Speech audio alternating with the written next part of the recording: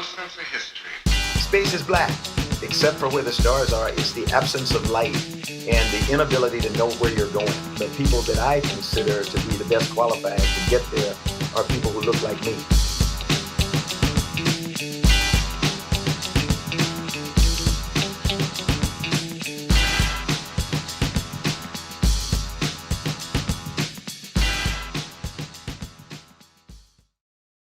When I was your age, the story hour was always very important to me.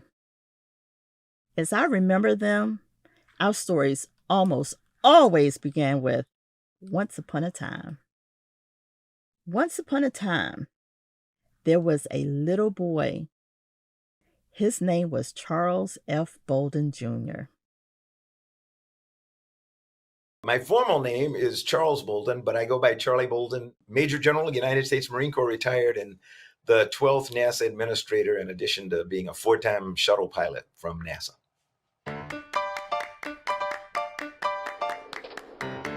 My mother founded the first library, elementary school library for black children in Columbia, South Carolina in the 40s when she came out of Johnson C. Smith University. My father served in the Army throughout World War II and came home to go back to teaching and coaching, and he coached and taught many of the young men who went on to become stars in the National Football League or in the NBA or other places. And my mom and dad taught me to be a leader. They were leaders in their own right in our community.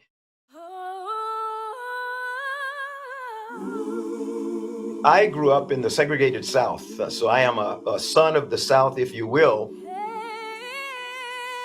Blacks and whites went to separate schools, and had separate facilities and everything.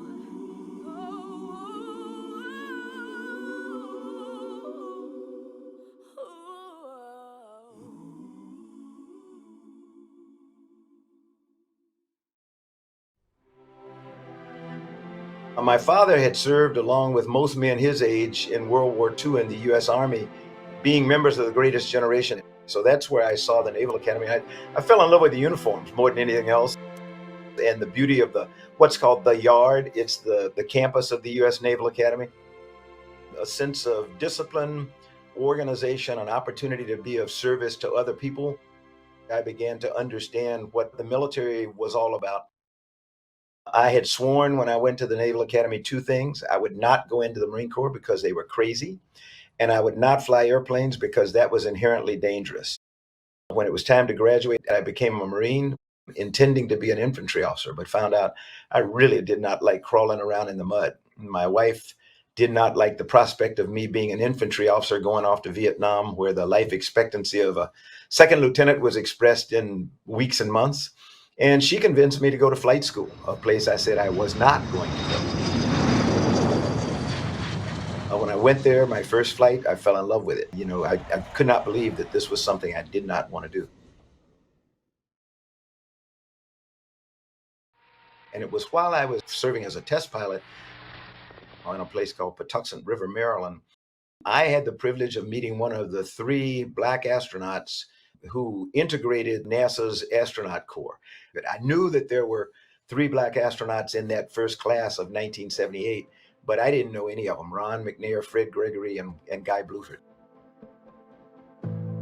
Ron stepped out of the back of the NASA T-38, one of the 4 or 5 that had come back for a reunion, and I couldn't believe it. The late, great Dr. Ron McNair.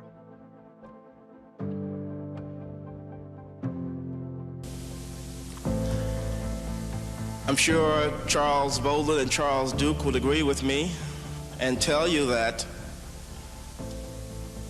the road between South Carolina and spaceflight is not a very simple one, nor is it one filled with guarantees. In fact, the only guarantees to be found are those that reside in the unchallenged depths of one's own determination. The true courage of spaceflight is not strapping into one's seat prior to liftoff. It is not sitting aboard 6 million pounds of fire and thunder as one rocket itself away from the planet. But the true courage comes in enduring And as Colonel Bolden said, persevering the preparation and believing in oneself. Ron represented something very special. He and I talked most of the weekend. And as I took him back to the flight line to get in his sleek-looking supersonic NASA T-38 and speed back to Houston, he said, "Hey, are you going to apply for the program?" And I said, "Not on your life." And I was serious. He said, "Why not?" I said, "They'd never pick me, Ron." And he said, "That is the dumbest thing I ever heard. How do you know if you don't ask?" Just that statement from Ron embarrassed me more than anything else, because it reminded me of what my mom and dad had taught me as I grew up in the segregated South. People are going to try to keep you from doing things and tell you what you cannot do, but you determine what it is you want to do. And only you can determine that. Never, ever, ever let anybody tell you what you can't do, and don't give up on yourself. And I had forgotten that. So when Ron's airplane took off, I went home and I told my wife, "Okay, I think I'm going to apply for the space program. I don't think I stand a snowball's chance in hell, but I owe it to myself to apply."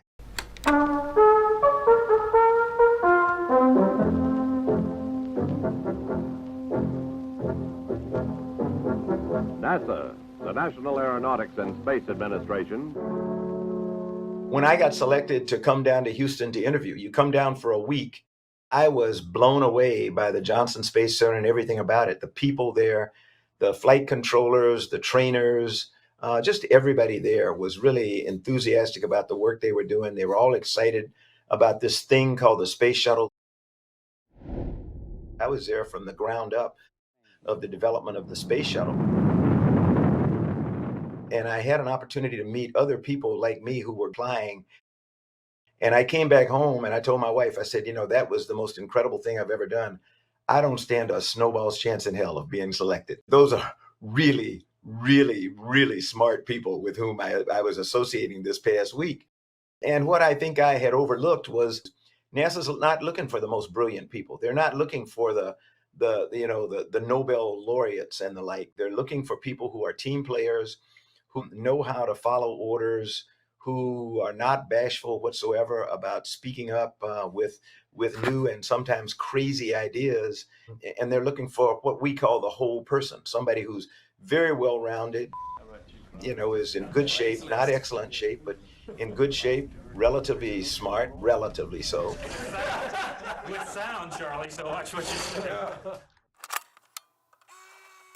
And very busy or very active in the outside community. That's somebody that's going to contribute to the community. So I fit the bill for that, and I guess that's why I was selected.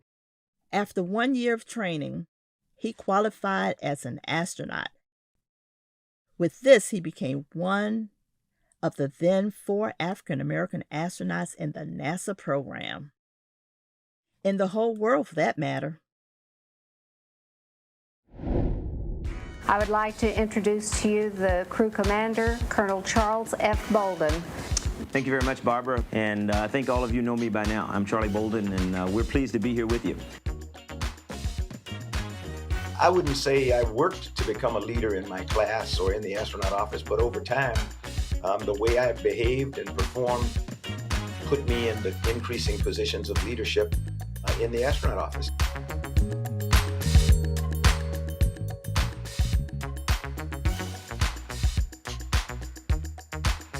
Where I thought I didn't belong, it turned out that not only did I belong, some people will say I excelled.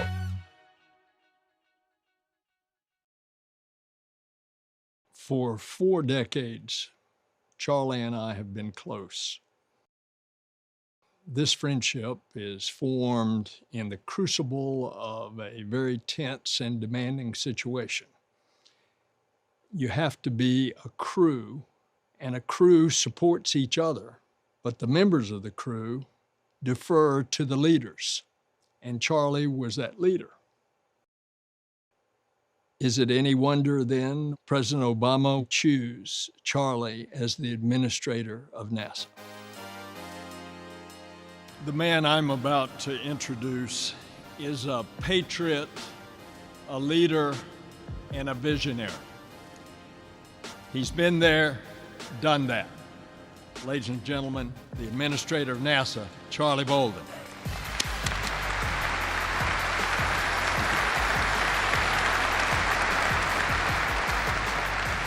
Thank you very much.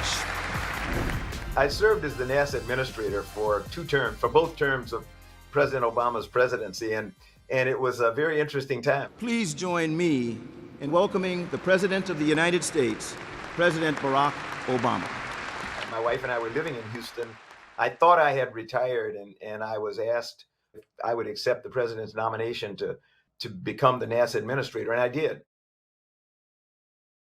And I went back to Washington, and the first thing I found out was I didn't have a clue about politics and what went on there and how you did business and everything. So I found myself immediately thrown into a leadership situation for which I was unbelievably well prepared, but I didn't know it, because my idea of what I was going to have to do as a leader, as the leader of NASA, the leader of human space flight, the leader of science, the leader of space stuff for the whole world, because everybody looks to NASA around the world as the leaders when it comes to space science and aeronautics and exploration. If you've ever heard of, there is something called the imposter syndrome. It's a feeling that people get, I get all the time, that you don't belong where you are. And it's really important for you to recognize that you're suffering from the imposter syndrome, because it is a syndrome. It's not real. You do belong where you are, but you have had people put doubts in your mind for so long. And I had grown up in the segregated South, where, I was taught to believe things like being the NASA administrator or like being the president of the United States were not things to which I should aspire. That's not what Black people did.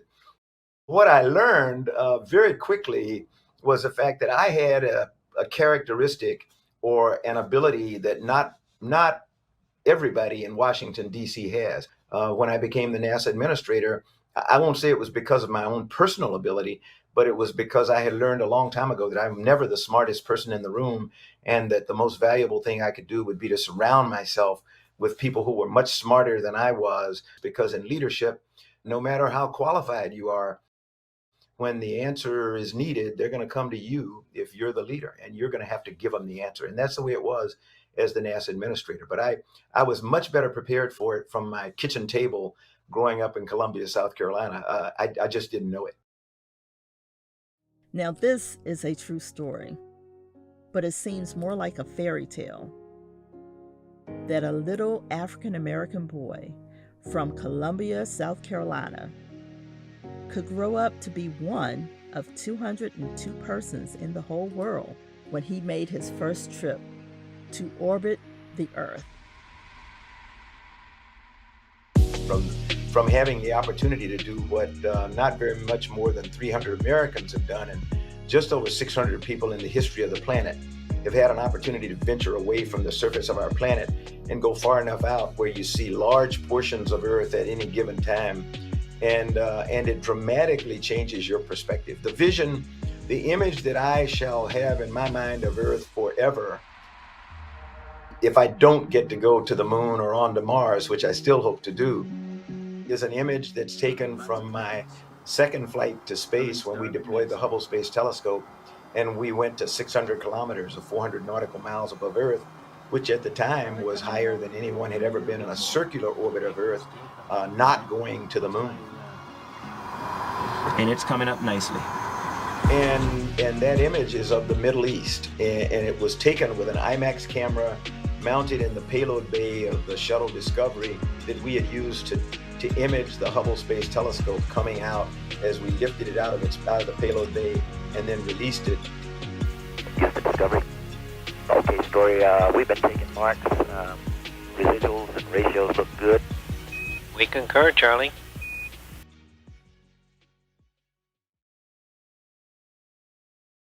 Looking at Earth from that vantage point and looking at northeastern Egypt, the Sudan, looking into the Sinai Peninsula, the Mediterranean Sea, up around Israel where it comes down to Jordan and then goes into the Gulf of Aqaba, and looking at Western Saudi Arabia, and remembering that if I had taken that picture, or if I had snapped the picture a few seconds later, you would have been looking at Iran and Afghanistan and those parts of the world. And I knew at the time that it was among the most violent places on Earth, but from the vantage point of space, There was no evidence that human beings lived there. I felt insignificant as an earthling, as a person from this planet, because there was no sign that human beings lived down there. It was peaceful and serene and beautiful. And you look at the beauty of the planet, where there are no borders, no boundaries, and you recognize pretty quickly that all this talk about division among people is something that comes out of our heads. It's generated by human beings who just don't seem to be able to get along with each other. As I said, my mother was a librarian, so I grew up loving books and poetry and stuff like that. And my favorite poet is a woman by the name of Nikki Giovanni. Nikki Giovanni is a civil rights leader, and she is now a professor of English at Virginia Tech in Blacksburg, Virginia. I remember growing up in the segregated South, listening to many of her civil rights poems that were pretty dynamic and some very colorful.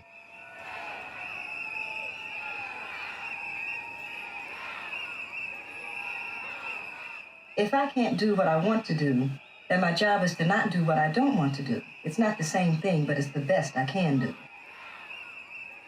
If I can't have what I want, then my job is to want what I've got and be satisfied that at least there is something more to want. She wrote a poem many years ago, and it's called Quilting the Black-Eyed Pea. We are going to Mars. And this was before we started talking about taking trips to Mars. I met Dr. Bolden when he was the head of NASA. I'm too old, and they're not going to let me go into space. But I would love to spend my last few years, if I knew what they would be, just going around the galaxy and seeing what's out there. Because if there is life in our galaxy, other than Earth itself, third planet from the yellow sun, and it would be up to, if I may, someone black who would run into it, who would see it and welcome it, because we welcome everything.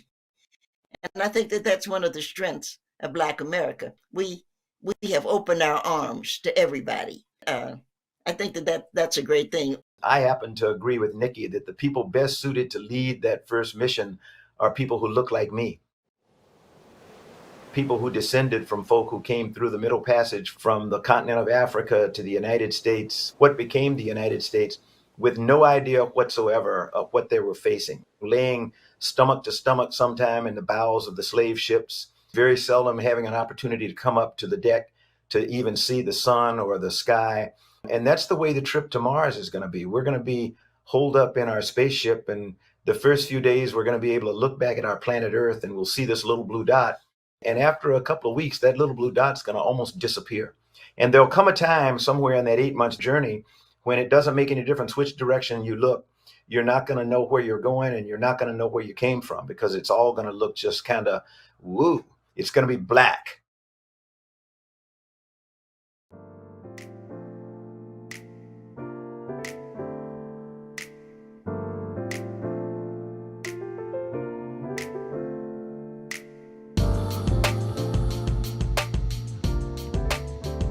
We're going to Mars for the same reason Marco Polo rocketed to China, for the same reason Columbus trimmed his sails on the dream of spices, for the very same reason Shackleton was enchanted with penguins, for the reason we fall in love.